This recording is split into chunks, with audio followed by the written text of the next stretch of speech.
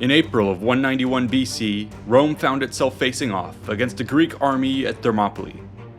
Even knowing full well the story of Leonidas in the 300, it was now the legions which were plunging headlong through the hot gates into the teeth of defensive entrenchments.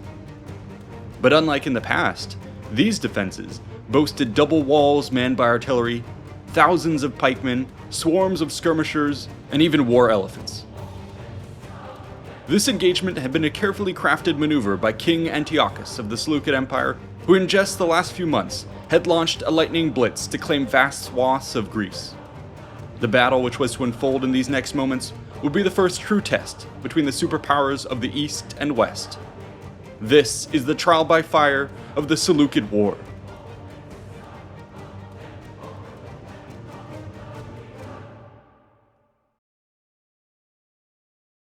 Every generation in history has had to ride this roller coaster of hard times. Now, in our own period today, this is a financial issue where we have to fight against rising costs and the threat of a looming crash. But between an irrational market, tanking crypto, precious metals that go up and down, it's really hard to know where is the safest option. Now, if you're risk averse like me, I can definitely recommend today's sponsor, Bankrate. They offer a platform to compare the best offers on high yield savings accounts. Now, as you likely know, your typical low-yield savings account only nets you about 0.5% on average annually. But there's a lot of banks that offer other ways that you can invest your money through things like high-yield savings account that can get you up to 4 or even 5% on your money.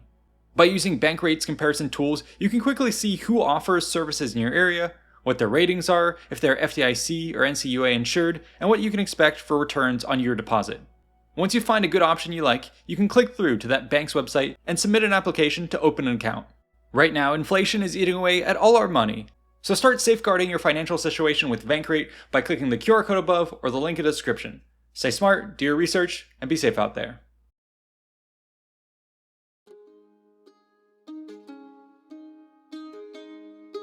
At the dawn of the 2nd century BC, the empires of Rome and the Seleucids faced off across the Mediterranean.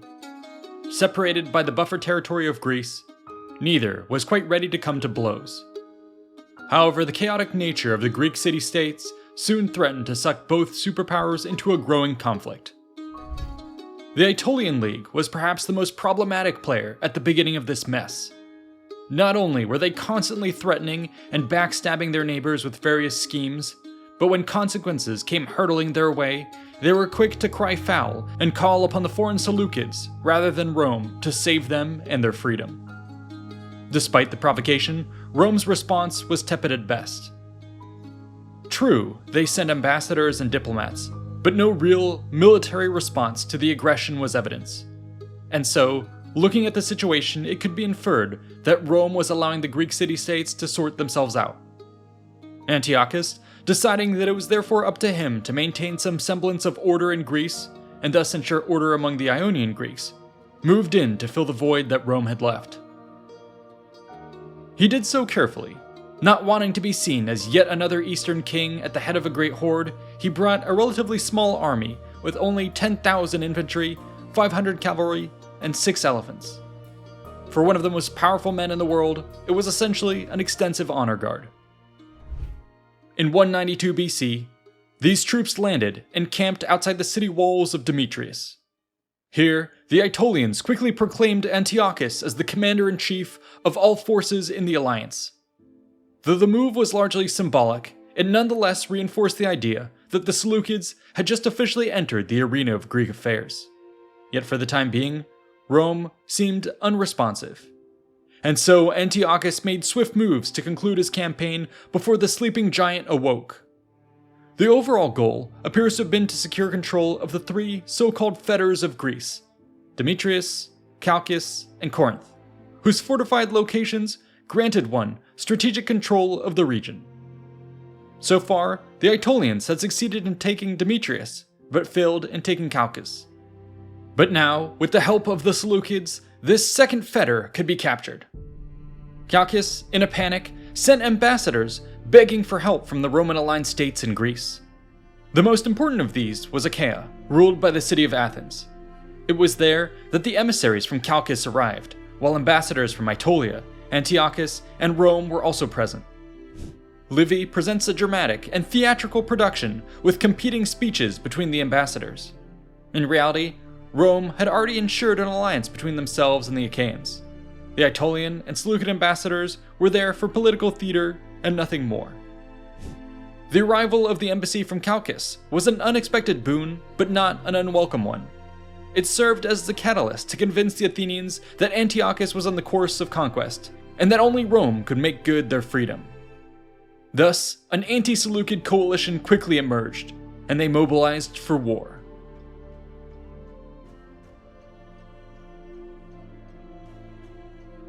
Affairs began quite slowly at first. Just 500 men were sent out by both the Romans and the Achaeans to reinforce Chalcis.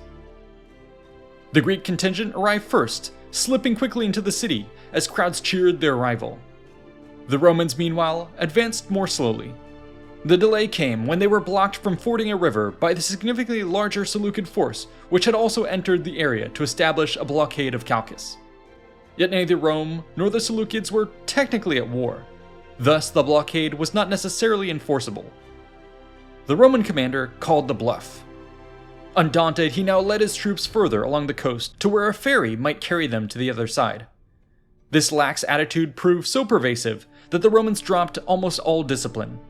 Livy even claims that along the way, soldiers broke off to tour the local area, eager to see the landmarks and bring back stories of adventure to their families. But this gross overconfidence would prove to be a terrible mistake. One day, when the two armies were closely encamped, an enterprising Seleucid commander lashed out at the arrogant Romans to make an example of them. Whether he meant it as a mere threat or an actual attack didn't matter. As the Seleucids charged, they encountered neither lookout nor guard. Thus, with no resistance, their momentum carried the attackers right into the midst of the camp. In the chaos which ensued, half of the bewildered Romans would be slaughtered and hunted down. The remaining few that survived either melted away into the countryside or stumbled into Chalcis. Thus, the citizens of the beleaguered city fell into a panic. Just the day before, reinforcements had been promised to arrive to make good on their defense. Now, the tattered, embarrassing remains of these so-called saviors were busy binding their wounds in the safety of a local fortress. Trust in the alliance was shattered. Thus, when a Seleucid delegation returned to the city requesting their surrender, the people had a different tune to sing. The anti-Roman faction seized control of Chalcis, kicking out the allied garrison and opening the doors to the would-be conquerors. In one fell swoop, Antiochus had now taken the second fetter of Greece.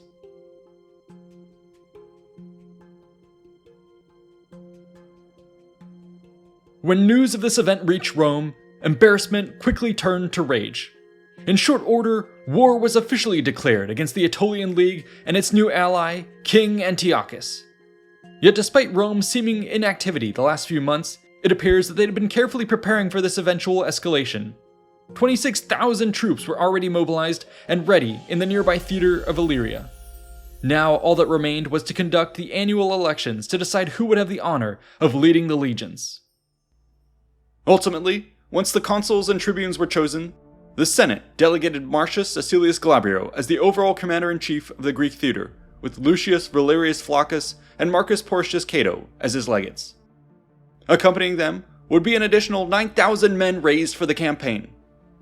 All told, this put their numbers at roughly 35,000 men, a not insignificant force. However, one might reasonably question whether it would be enough to actually outmuscle King Antiochus the Great, ruler of the vast lands from Thrace to India.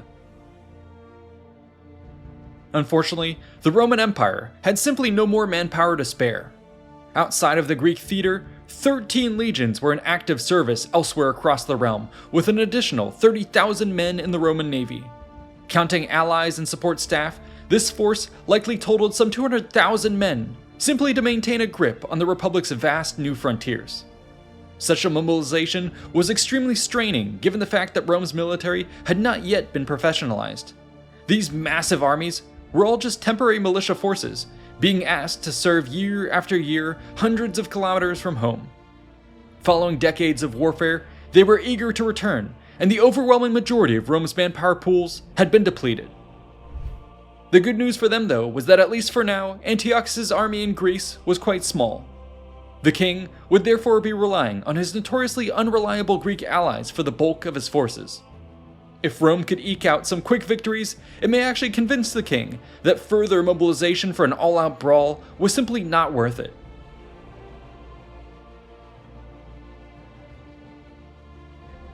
Meanwhile, on the other side of the Mediterranean, Antiochus now had choices to make. He would be aided in his deliberations by Rome's great enemy, Hannibal Barca of Carthage, who had been forced into exile by his home city following the end of the Second Punic War. While the Punic general is best remembered for his tactical genius, he had shown great strategic wisdom in fighting Rome by attempting to systematically chip away at the system of alliances which made up the fabric of the Republic's empire. Thus it would be in Greece that Hannibal advised Antiochus to similarly peel apart Rome's alliances. Antiochus would do so with a diplomatic offensive. First to fall was Boeotia. Located in the zone of control of Chalcis, it proved quite easy to foist carrot and stick upon them to strike an alliance with the Seleucids. Next came Epirus and Sparta. While neither bowed immediately, they didn't outright reject the king's offers. Perhaps with some luck and another quick victory, they would potentially be willing to defect from the Romans. But not all of Greece sided so quickly with the Seleucids. Philip of Macedon in particular was one of the most eager to back Rome, immediately sending messengers to Italy, signaling his commitment of men and supplies to the war effort. Even when King Antiochus attempted to court the Macedonians by honorably burying their dead, which had been killed by the Romans at Cynocephali, Philip nonetheless contorted the situation into an insult, declaring war on the Seleucids for the supposed slight. On the surface, this behavior made little sense. However, it seems that Philip was playing the long game here, betting on a Roman victory and preemptively cozying up to these former enemies to loosen the terms of his treaty with them.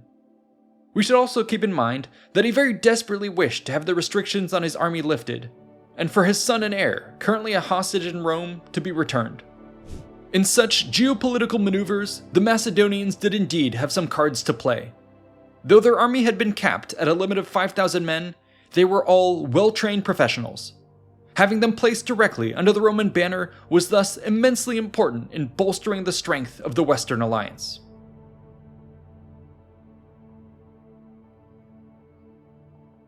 With the thawing of winter, these diplomatic maneuvers soon gave way to actual troop movements. In these matters, Antiochus' first military target was Thessaly.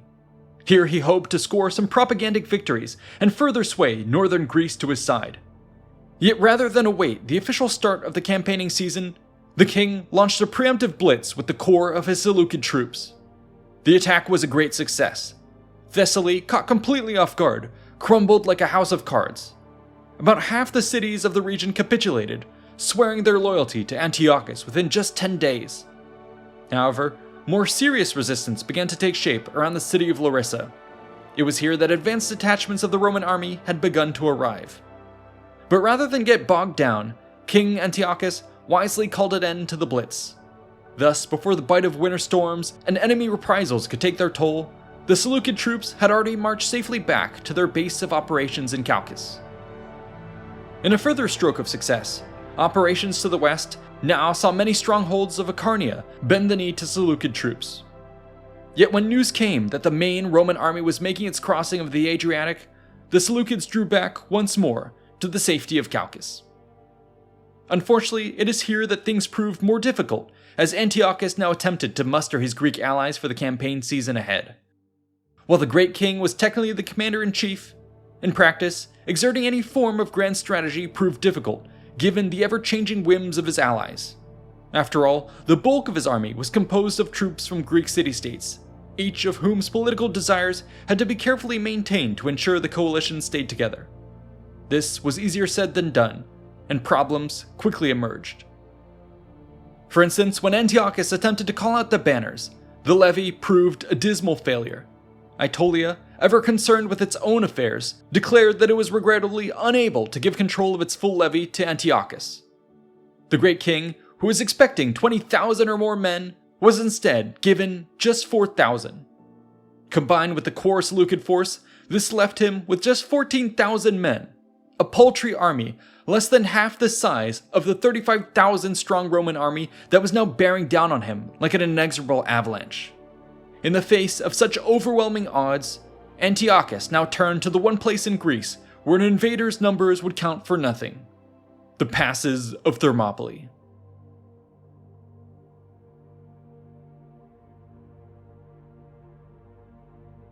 Historically, the Hot Gates had delivered Greece one of its most famous defensive battles. Even 300 years later, everyone remembered the legend of how Leonidas had held the Persian horde at bay in the pass. However, within this same heroic story was the secret of the mountain goat path, which had ultimately doomed the defenders. Considering this, both Rome and the Seleucids would have known the strength and the Achilles heel of the Hot Gates. For his part, Antiochus took on the role of the defender. His first objective was to lock down the goat path. This was done by deploying his 4,000 Greek allies across a series of 3 mountaintops along its route. Within the pass below, the king then set about rebuilding the Phocian wall and manning it with ballistas. In front of this was dug a large ditch, followed by a second pair of walls and ditches. Beyond lay the roughly 100-meter wide plain leading to the entrance of the Hot Gates. It would be through here that the main thrust of the Romans would be funneled. However, rather than waiting behind the walls for the enemy to come to him, King Antiochus chose to mount a vigorous defense in front of them. With skirmishers and artillerymen providing cover fire, he arrayed the bulk of his 10,000 troops in the plains. This consisted of a front screen of peltasts and light troops, followed by blocks of pike infantry. Elephants and guard units held the sea flank, while archers and slingers secured the rough terrain on the mounted side. Altogether, the deployment made for a formidable defense. The Romans, realizing the strength of Antiochus' position, hesitated to come to grips with him. At first they tried to bait him out, burning crops, ransacking towns, and causing chaos in the region to elicit a response. But the great king did not budge. As the days dragged on and the supplies began to dwindle, the Romans were forced to either pull back or to attack. To wait and do nothing was to allow Seleucid reinforcements from Asia the chance to hasten their arrival. Thus, the consul Glabrio, eager to win glory in this most famous of sights, committed his army to an assault.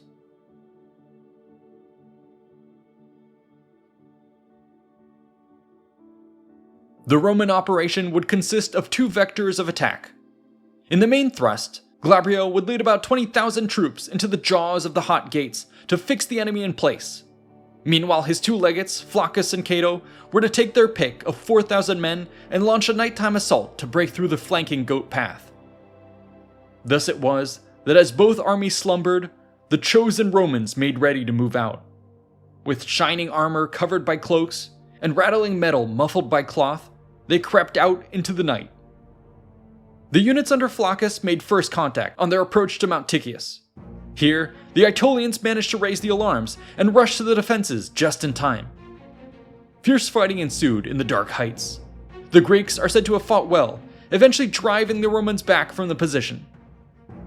Flaccus proved unable to rally for a second assault given the night conditions, choosing instead to now fall back to camp. It was here that they discovered that the Aetolians had themselves been conducting night operations with their own raid against the Roman positions. Another fight ensued, this time seeing the Greeks driven back. Meanwhile, nothing had been heard of Cato's men. They were either lost or presumed dead. By all accounts, the operation to take the goat path had failed. It would now be up to Glabrio and his men to win victory in the frontal assault. To this end, the main Roman troops had been busy deploying into the Hot Gates. But without a moment's pause, Antiochus was upon them. Appian reports, quote, "The enemy's light-armed troops assailed Glabrio first, rushing in from all sides. He received their onset bravely, yielding, and then advancing and driving them back. Upon this retreat, the foe's phalanx opened and let the light-armed men pass through. It then closed and pushed forward, the long pikes set densely together in order of battle, with which the Macedonians from the time of Alexander and Philip have struck terror into the enemies who have not dared to encounter the thick array of pikes presented to them.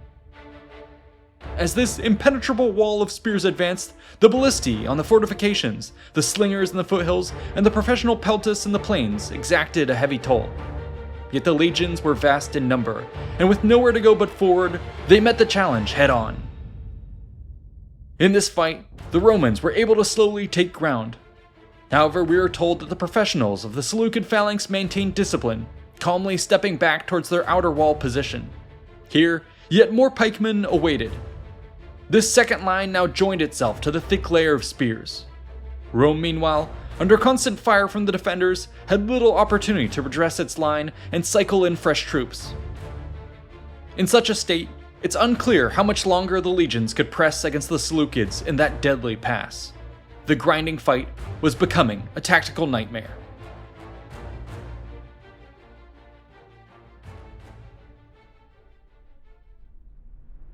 Yet fortune seems to have favored the Romans. Cato, who had previously gotten lost while executing the nighttime assault through the mountains, had finally stumbled upon his target just as the sun's rays began to shine.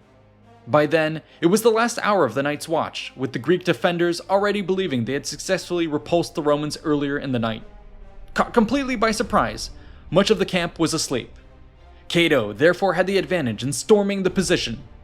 Nonetheless, Appian reports that a stiff fight ensued on account of the high rocks and precipices. Eventually, though, the Aetolians were driven back. Cato's timing could not have been better. Just as had happened with McCluskey's American dive bombers at the Battle of Midway, their unexpectedly late arrival had hit the enemy at precisely its weakest moment. In both cases, the end result was a pivotal changing of the tides that could not have gone better if it was actually planned. At Thermopylae, this sudden victory now allowed Cato to chase the bewildered Aetolians down the mountainside. In doing so, he set off an avalanche of panic among the defenders. Appian describes the scene as follows. Quote, "The Aetolians were seen fleeing with loud cries and leaping down into the camp of Antiochus. At first, neither side knew what had happened, and there was confusion among both in their uncertainty. But when Cato made his appearance, pursuing the Aetolians with shouts of victory, and was already close above the camp of Antiochus, the king's forces took fright. Not knowing how large Cato's force was, it was magnified to their minds by terror." The panic of the Seleucids now facing a threat to the rear was made even worse by the history of Thermopylae. All knew that even the mighty Spartans had been doomed by the fall of the Goat Path. What victory could the Seleucids hope for in this case? Thus, the once orderly ranks of the defenders collapsed. Some rushed to the camp to mount a defense, but in the chaos the legion slipped through the gates with them. What semblance of a rear guard might have held the position in check now also gave way. Like the stop being pulled from an overturned bottle, the defenders of the hot gates spilled out in a great confused mass. Roman accounts claim that the Seleucid army was captured or destroyed almost to the man. Only the king and his 500-strong mounted bodyguard managed to cut a path to safety. The next day, Glabrio made sure to regroup his forces and conduct careful mopping up operations against the remnants of the enemy force. Antiochus, meanwhile, had escaped all the way back to Chalcis. Here he would prepare to sail to Ephesus in Anatolia, his own home soil. The Great King's plan was to rendezvous with Hannibal Barca, the bane of Rome, and join the main Seleucid army marching west from Asia. From this position of relative safety, Antiochus can now leverage the yet untapped resources of his vast empire to raise a navy with which to take on the consuls at sea. Round 1 may have gone to the Romans, but the war was far from over. Join us in our next episode as we follow the clash of fleets and armies in Rome's first great venture into the lands of the East for the fate of the Seleucid War. For now, check us out on Patreon or YouTube memberships to catch script previews and download our art. A big thanks to the current supporters, and a shout out to the researchers, writers, and artists for making this episode possible. We couldn't have done it without this team and this community. If you enjoyed this episode, be sure to like and subscribe for more content, and check out these other related videos. See you in the next one.